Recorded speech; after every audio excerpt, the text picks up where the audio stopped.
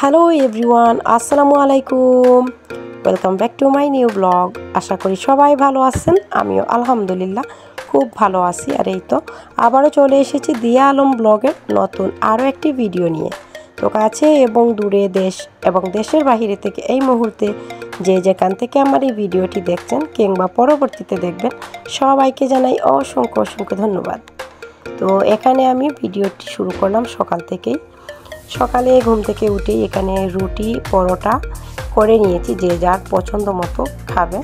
তো পরোটাই চলে আমার ঘরে বেশি, আর আমি রুটি খাবো, সেই জন্য আমার জন্য রুটি করেছি। আর এই যে ছোট্ট ছোট্ট কয়েকটা রুটি দেখতে পাচ্ছেন, মানে লুচির মতো, এগুলো হচ্ছে আমার মেয়ের জন্য। ও কিন্তু ছোটো একটা রুটি বানাতেই হবে ওর জন্য প্রতিদিন। তো আজকে কি করলাম, বড় সাইজের একটা রুটি বানিয়ে নিলাম আর গ্লাস দিয়ে কয়েকটা কেটে নিলাম, যেহেতু ও পছন্দ করে ছোটো সাইজের রুটি বানাতে হবে ওর জন্য। তো এখানে চা খেতে খেতে আমি কি করলাম, রান্নাটাও বসিয়ে দিলাম, কারণ মাছ কাটবো সেই জন্য। এখানে ডাল বসিয়ে দিলাম, ভাত বসিয়ে দিলাম। তো ডালের মধ্যে কাঁচামরিচ, পেঁয়াজ আর টমেটো কেটে দিয়ে সেদ্ধ বসিয়ে দিলাম, তারপর রসুন দিয়ে এটাকে বাগার দিয়ে দেবো আমি। তো জাল হতে থাকবে, ডালের আগুনটা একদম লো হিটে রেখেই আমি বাইরে মাছ কাটবো। তো এখানে আমি ভাত আর ডাল বসিয়ে দিয়েছি। মাছটা আগের দিন আমি রান্না করেছিলাম, আগের দিনের ভিডিও করেছি, ছোটো মাছের রান্না করেছিলাম। তো সেই মাছের মধ্যে কয়েকটা মাছ ছিল, সেগুলো আমি ফ্রিজে রেখে দিয়েছিলাম, আজকে কাটবো। অনেকটাই ছিল মাছ, সেই জন্য একসাথে কাটিনি, যেগুলো নষ্ট হবে না সেগুলোই রেখে দিয়েছিলাম। তো গৃহিণীদের কাজের শেষ নেই, ঘুম থেকে উঠলেই কাজ আর কাজ। তো কাজের তো আর শেষ নেই, সারাদিনই কাজ লেগেই থাকে। এখানে আমি বাসন কুসনও ধুয়ে নিয়েছিলাম, এবার বেসিনটাও পরিষ্কার করে নিচ্ছি।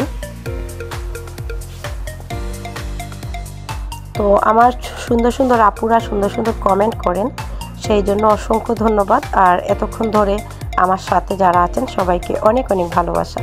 তো এখানে মিষ্টি রোদে আমি বাইরে চলে এসেছি। শীতের দিনে বাইরে বসে আমার মতো কাদের ভালো লাগে মাছ কিংবা সবজি কাটতে। আমি তো শীতের দিন বাইরে বসেই সব কিছু করি। আর এখানে ছিল খুব মিষ্টি মিষ্টি রোদ, বেশি রোদও নয় আবার বেশি গরমও নয়। এখানে এমন একটি ভাব, খুব ভালো লাগছিল।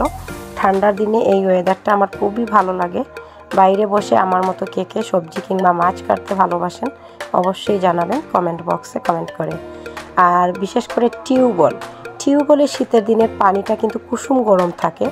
ঘরের যে পানি মোটরের, সেটা কিন্তু অনেকটা ঠান্ডা থাকে। তো আমি টিউবওয়েলের পানিতে শীতের দিনে কিন্তু বাইরে সব কিছু ধুয়ে নেই, যাতে ঠান্ডাটা না লাগে। আশা করি বুঝতে পারবেন যাদের বাড়িতে টিউবওয়েল আছে তারাই।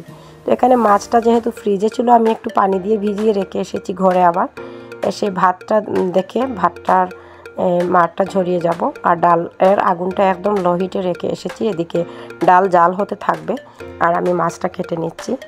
তো বাইরে বসে মাছ কাটার মজাই আলাদা, সেটা একটু আপনাদের সাথেও শেয়ার করলাম। আর আগে তো আমি মাছ কাটতে জানতামই না, মানে এতটা মাছ দেখলেই ভয় লাগতো। তো মাশাআল্লাহ এখন আমি আর কোনো কাজকেই ভয় পাই না। এখানে ছাই নিয়েছিলাম মাছ কাটার জন্য। আগে তো এই মাছগুলো দেখলেই ভয় পেতাম, কি করে কাটবো। তো এখন আমি সব মাছ কেটে কুটে নেব, মাত্র 15 থেকে 20 মিনিটেই কেটে নিয়েছিলাম। মাশাআল্লাহ আমার নিজের কাছেও খুব ভালো লাগে এখন যে আমি এত তাড়াতাড়ি কাজ করতে পারি। আর আগে তো মাছ কাটতেও জানতাম না। তো আসলে মেয়েদের পক্ষে সব কিছুই সম্ভব যদি আমরা চেষ্টা করি, এটাই আমার কাছে মনে হয়। অনেক কিছু আমার জীবনে আমি অনেক কিছু করেছি, অনেক কিছু যেগুলো জীবনেও করার নয় সেগুলোও করেছি। তো আলহামদুলিল্লাহ, আল্লাহর দরবারে অনেক শুকরিয়া। তো আমার মতো কে কে সব কিছু পারতেন না, এখন পারেন। সংসারে পড়লে সব কিছুই করা যায় নিজের উপরে পড়লে। তো সেরকমই। তো যাই হোক, মাছ আমি ঈদে কেটে নিচ্ছি। তো বাকি মাছগুলো আমি অফ ক্যামেরায় কেটে নেব। মাছগুলো কেটে কুটে আমি বাইরে থেকে আবার ধুয়ে নিয়ে ঘরে এসেছি। ঘরে এসে এই মাছগুলো এবার আমি রেখে দেব।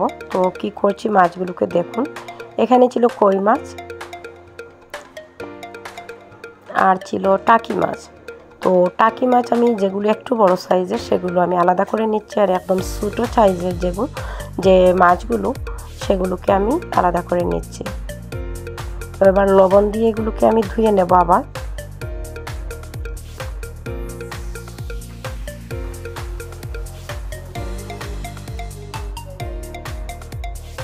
তো টাকি মাছের ভর্তা খেতে কিন্তু খুবই অসাধারণ হয়। টাকি মাছের ভর্তা তো আমার খুব খুব প্রিয়। টাকি মাছের ভর্তা খেতে কে কে ভালোবাসেন অবশ্যই জানাবেন।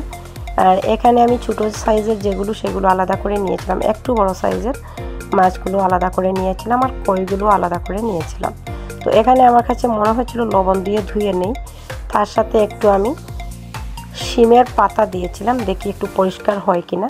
তো শিমের পাতাগুলো আমি কুচি করে কেটে লবণ দিয়ে একটু ভালো করে দেখি পরিষ্কার হয় কিনা, সেই জন্য আর কি শিমের পাতা দিলাম। জানি না কতটুকু পরিষ্কার হবে। তো এখানে আমি শিমের পাতা আর লবণ দিয়ে দেব, দিয়ে ভালো করে মাছগুলোকে আমি ক্লিন করতে চাচ্ছি, বাট ক্লিন হয়নি তেমন একটা, কিছুটা হয়েছে মোটামুটি।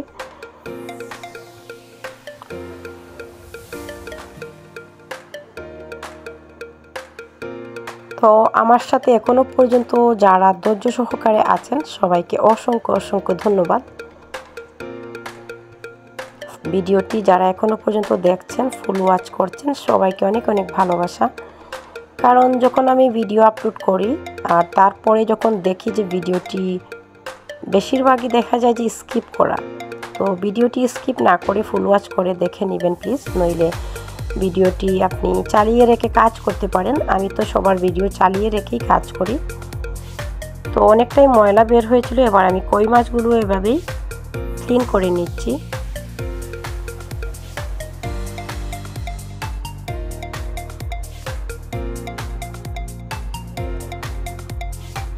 আর টাটকা ছিল মাছগুলো, দেখে নিশ্চয়ই বুঝতে পারছেন। তো ধুয়ে নিয়ে এলাম আমি মাছগুলো, এবার আমি রেখে দেব। আর কিছুটা মাছ আমি রান্না করব আদা লেবু দিয়ে। তো আজকে ফাঁকিবাজি করে রান্না করব, ঝটপট করেই ডাল রান্না করলাম, তারপরে আদা লেবু দিয়ে ছোটো মাছ একটু রান্না করব আর বেগুন ভাজা করব। তো দেখুন এখানে আমার ডাল যে বসিয়েছিলাম একদম লো হিটে রেখে আমি মাছ কেটে নিয়েছিলাম, এবার ডালটা কিন্তু খুব সুন্দর হয়ে গেছে। এবার আমি রসুন কেটে তেল গরম করে রসুনটা লাল করে দিয়ে দেব ডালের মধ্যে।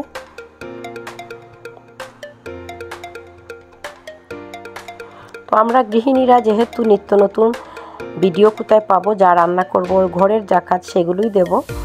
প্রতিদিন তো আর বাইরে যাওয়া হয় না যে বাইরের ভিডিও আমরা দেব।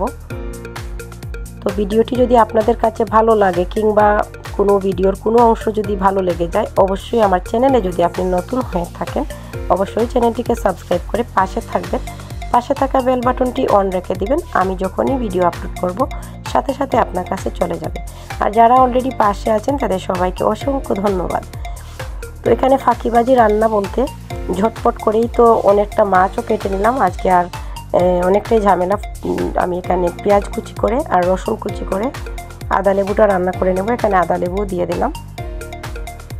পেঁয়াজ কিন্তু ফ্রিজিং করা ছিল না, ফ্রিজিং করা পেঁয়াজ শেষ, এবার আবার ফ্রিজিং করতে হবে কেটে কুটে। তো এই জন্য আমি ঝটপট করে একটা পেঁয়াজ রসুন কেটে আর আদা লেবুটা রান্না করে নিচ্ছি। তো আদা লেবু আর সাতকরা এগুলো কারা কারা চিনেন অবশ্যই কমেন্ট করে জানাবেন। আর আদা লেবু আর সাতকরা বিশেষ করে আমার ইন্ডিয়ান ফ্রেন্ড ওরা চিনে না, আর হচ্ছে আমার বাইরের সিলেটের বাইরে কিছু আপু আছেন ওরাও চিনেন না। সিলেটের মানুষ কিন্তু আদা লেবু আর সাতকরা খুবই বিখ্যাত আমাদের জন্য। আমরা কিন্তু মাংসতে কিন্তু সাতকরা দিতেই হবে, সাতকরা দিয়ে মাংস খেতে এত অসাধারণ হয়। আর সাতকরা দিয়ে মাংসের একটা গানও বিখ্যাত আছে। এই তো দেখুন আমি আদা লেবুটা রান্না করে নিয়েছি, তারপর বেগুনটাও ভাজা করে নেব। ঝটপট করে এই দুপুরের রান্নাটাও করে নিলাম, আপনাদের সাথেও শেয়ার করে দিলাম সব কিছু। তো এবার ধনেপাতা দিয়ে এটা নামিয়ে নেব, আর আমি বেগুনটাও ভেজে নেব।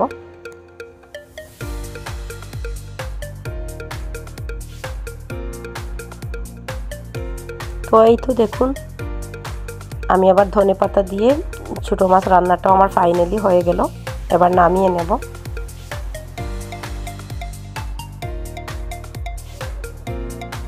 অন্যদিকে আমি বেগুনও ভাজা করে নিয়েছিলাম। তো ফাইনালি আমার দুপুরের রান্না ছিল, আপনাদের সাথে সবই শেয়ার করলাম। ভিডিওটি যদি ভালো লাগে অবশ্যই লাইক কমেন্ট শেয়ার করে দিবেন। আর এতক্ষণ ধরে যারা ধৈর্য সহকারে ফুল ভিডিও দেখলেন সবাইকে অনেক অনেক ভালোবাসা। তো সবাই ভালো থাকবেন, সুস্থ থাকবেন এবং সব সময় দিয়া আলম ব্লগের সাথেই থাকবেন। দিয়া আলম ব্লগের সবার সাথে থাকবে ইনশাআল্লাহ। নেক্সট ভিডিওতে দেখা হবে আবারও। আল্লাহ হাফিজ এভরিওয়ান। আসসালামু আলাইকুম। Thank you for watching my video.